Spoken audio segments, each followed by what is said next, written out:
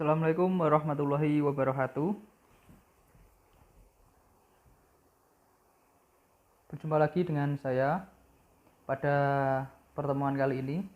Jadi di pertemuan kali ini saya akan membawakan media pembelajaran sistem bahan bakar konvensional, ya, dengan media PowerPoint. Jadi untuk sistem bahan bakar konvensional ini pelajaran kelas 11, ya, untuk mata pelajaran PSPTKR atau pemeliharaan sasis dan pemindah tenaga teknik kendaraan ringan. Oke, untuk kompetensi dasarnya, yang pertama menerapkan cara perawatan sistem bahan bakar bensin konvensional. Nah, yang kedua merawat sistem bahan bakar bensin konvensional atau karburator.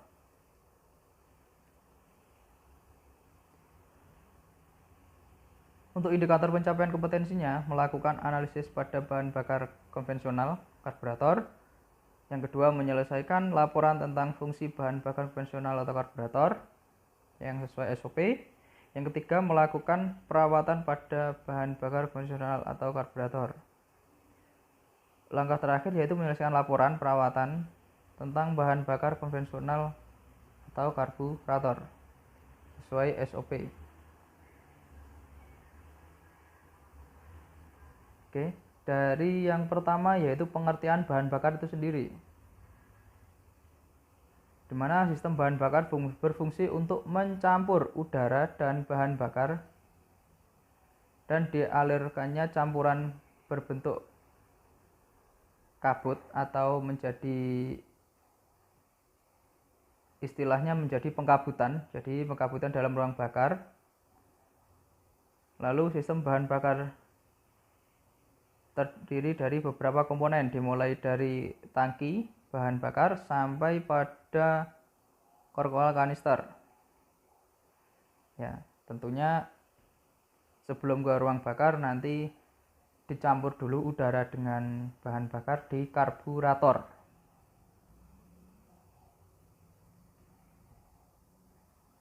Komponen sistem bahan bakar dan cara perawatannya. Untuk komponen tangki bahan bakar. Tangki bahan bakar sendiri terbuat dari plat baja tipis, biasanya diletakkan di bagian bawah atau belakang kendaraan.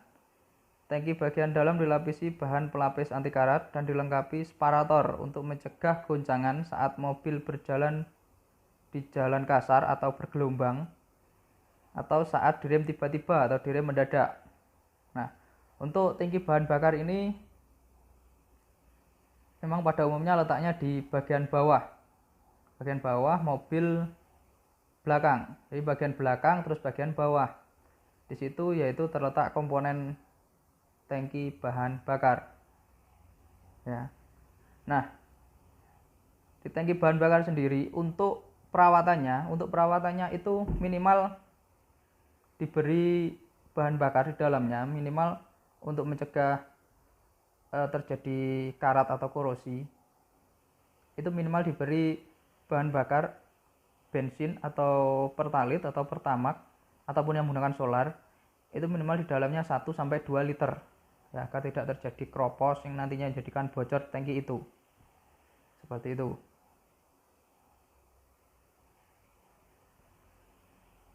Selanjutnya yaitu komponen sistem bahan bakar. Saringan bahan bakar atau filter bahan bakar, atau kalau di motor bensin biasanya disebut filter bensin. Filter bensin ini sendiri, ya, untuk menyaring bensin yang mau masuk ke karburator dari tangki. Jadi dari tangki masuk dulu ke filter bensin atau filter bahan bakar, kemudian masuk ke karburator. Nah, untuk filter bensin ini jangan sampai kebalik, karena fungsi dari filter bensin sendiri kan untuk menyaring kotoran. Kalau kebalik, kotoran nanti akan mempercepat rusaknya filter bahan bakar dan bisa juga sampai menyumbat filter bahan bakar berdasarkan pengalaman kalau pemasangannya terbalik. untuk filter bahan bakar atau filter bensin. Nah, selanjutnya yaitu pompa bensin. Nah, pompa bensin berfungsi untuk menekan bahan bakar dari tangki untuk disalurkan naik karburator. Nah, untuk pompa bensin sendiri ini terdiri dari dua tipe. Jadi ada dua tipenya, yaitu tipe mekanik dan tipe elektrik. Ya, untuk pompa bensin biasanya letaknya di antara karburator dan juga tangki bahan bakar. Kalau sekarang ada yang di dalam tangki bahan bakar. Biasanya yang masuk dalam tangki bahan bakar yaitu pompa elektrik. Oke, untuk pompa mekanik, cara kerjanya yaitu langkah hisap bekerja ketika diafragma turun ke bawah dan membuka katup masuk, sedangkan katup buang tertutup dan menyebabkan vakum di saluran masuk dan bensin terhisap. Ya, cara kerjanya seperti itu.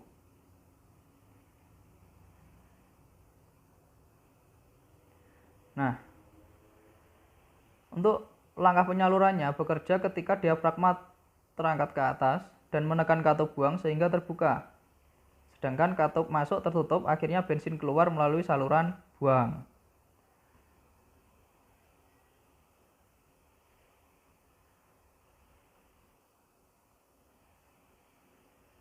Pump idling. Pump idling itu terjadi jika bahan bakar yang tersedia pada karburator sudah cukup, maka diafragma tidak tertekan ke atas oleh gas. Itu berarti kondisi diafragma diam, tidak melakukan pemompaan. Ya.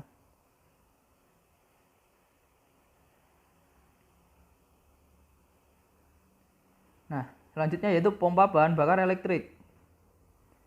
Pompa bahan bakar elektrik atau listrik langsung bekerja setelah kunci kontak di-on-kan. Pompa bahan bakar listrik dapat ditempatkan di mana saja dengan tujuan menghindari panas dari mesin. Nah, biasanya kalau kunci kontak on, dia ada bunyinya seperti tek tek gitu.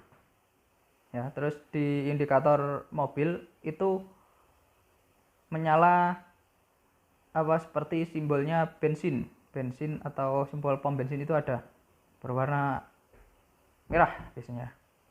Ya. Itu jadi kalau sudah di-on-kan ada suara tek, itu berarti bahan bakar sudah siap digunakan, sudah naik.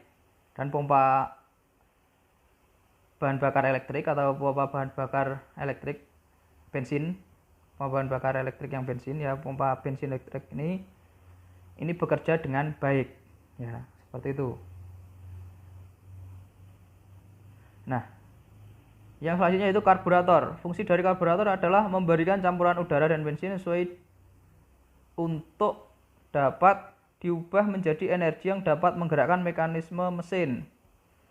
Jadi di sini karburator, setelah bahan bakar itu disalurkan pompa bensin ya dari tangki, kemudian dipompa masuk ke karburator. Di karburator ini dicampur dengan udara. Ya, udara masuk dari saluran masuk karburator. Nah, di karburator sendiri dicampur agar nantinya dapat disemprotkan atau dihisap oleh ruang bakar. Jadi pencampurannya di karburator.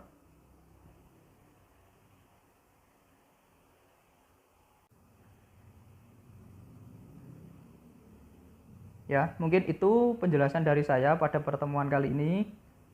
Bila ada salah kata atau penjelasan yang kurang lengkap atau tidak sesuai, ada yang tidak sesuai dengan literatur yang ada, saya sendiri mohon maaf dan saya minta kritikan serta sarannya. Sekian, saya tutup. Wassalamualaikum warahmatullahi wabarakatuh.